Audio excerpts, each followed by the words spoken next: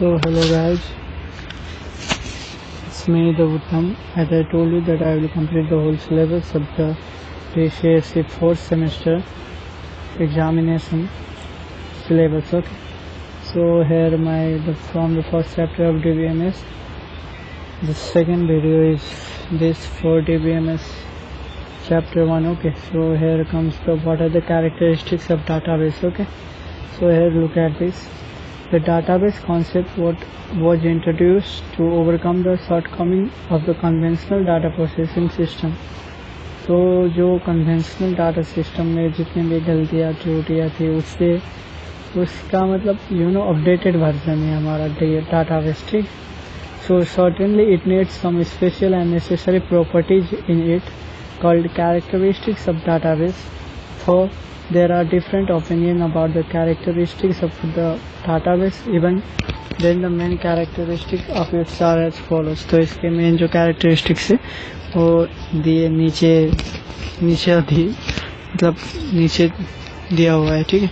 तो the first one is the centralized system. A database is a centralized and integrated data file which allows the sharing of data in a multi-user environment. तो हमारा क्या होता है, ये जो database होता है एक centralise and integrated data file होता है जो कि डाटा को शेयर करने में अलाउ करता है मल्टी यूजर इन्वायरमेंट के लिए. ठीक है. It contains all data about the company for which it is made. It allows the updation है. ठीक है. Updation of data by more then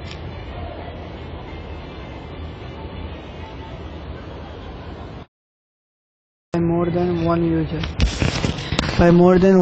user in a controlled manner for which concurrency control software are required. ठीक है. तो हमारा दूसरा होता है रिडक्शन ऑफ रेडुडेंसी मतलब डुप्लीकेशन हटाना होता है. ठीक है. The organisation of a database is in such manner that it minimize all the duplication of data if not eliminated entirely. Because of minimized duplication of data, it also reduces the memory requirement drastically. ठीक है. और data independency भी होता है इसका features में. Data मतलब dependent दूसरे में डिपेंड नहीं होता. Data consistency because the database has a centralised concept so all the data remains at one place.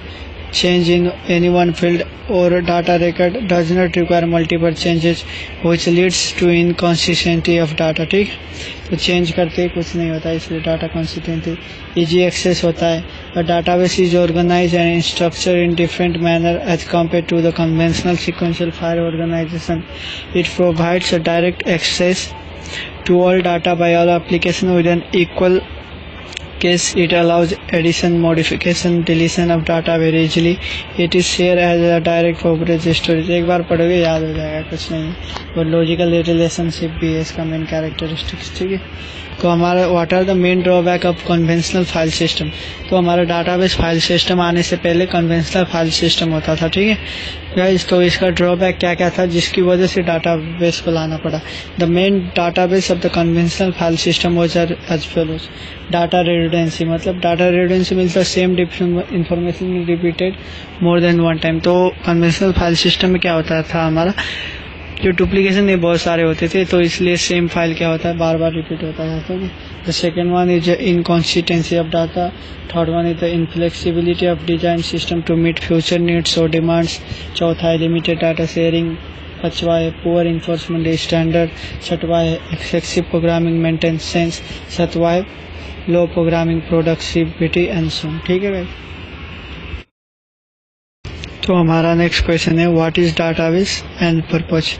तो डाटाबेस क्या होता है बेसिकली सबको पता ही होगा. Database is a collection of data files which are organise in integrated form. ठीक है. तो अब हम देखते हैं डाटाबेस के पर्पज क्या क्या होता है. The major purpose of database system is to provide user with an abstract view of data. ठीक है.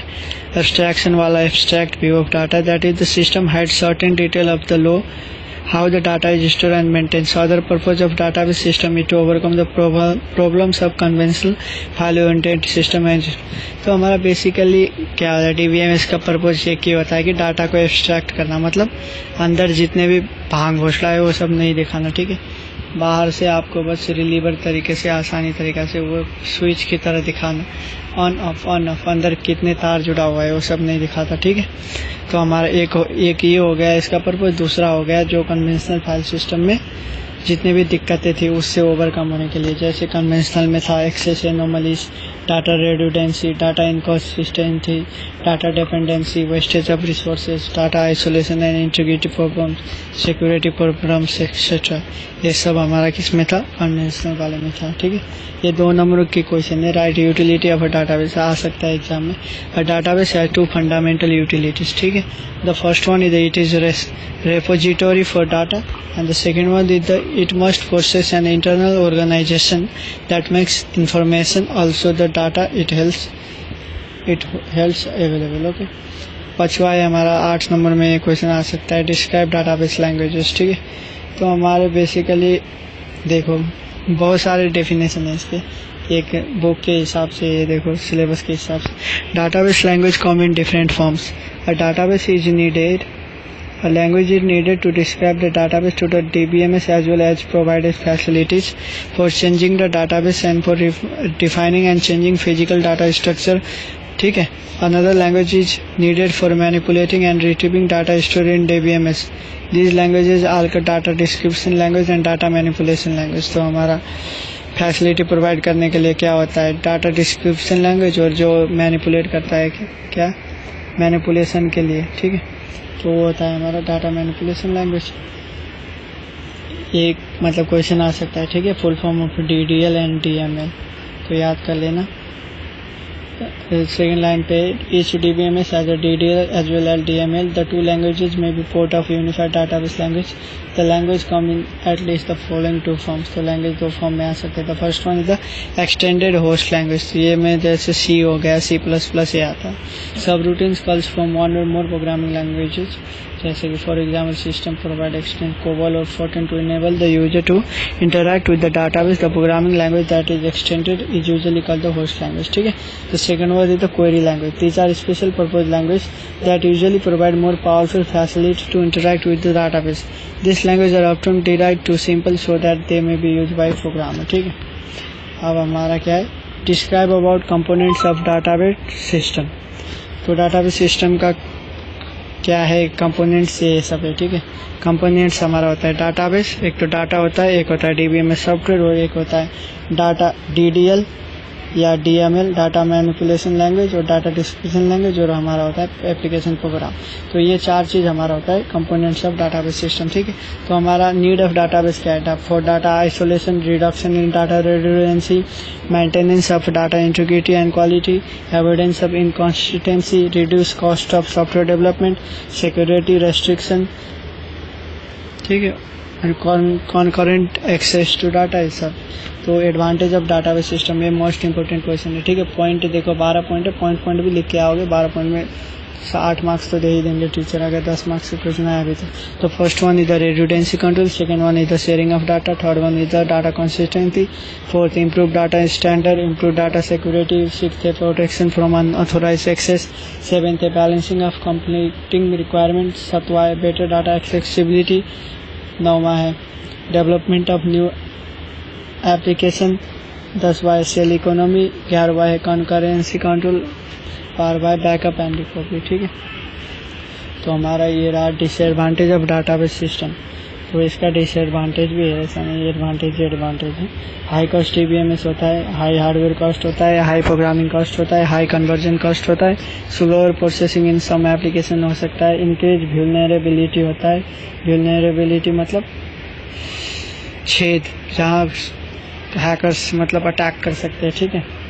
और डिफ़िकल्ट टू रिकवरी होता है, ठीक है। सो गाइज जैसे मैंने बताया था कि आप लोगों को मैं सारे सिलेबस कराऊंगा और मैं प्रोवाइड भी करूंगा सब नोट्स, ठीक है।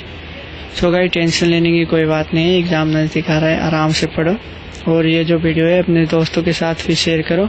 अगर आपको वीडियो पसंद आ रहा है तो वीडियो को लाइक कर दो यार, थोड़ा बहुत मोटिवेशन मिलता है। अभी 11 बजे रात को वीडियो बना रहा हूँ, बताओ थोड़ा बहुत मोटिवेशन मिलता है लाइक मारोगे तो। और चैनल पे नया हो तो चैनल को सब्सक्राइब कर दो। ये नहीं कि मैं 4th सेमेस्टर का ही डालूंगा, बाद में मैं 5th का भी डालूंगा, 6th का भी डालूंगा। तो गाइज कंप्यूटर साइंस वाले गाइज को लिए नोट्स की कोई भी दिक्कत नहीं आएगी, ठीक है गाइज। तो तब तक मिलते हैं अगले वीडियो पे, तब तक के लिए धन्यवाद, सबा खैर, गुड नाइट गाइस।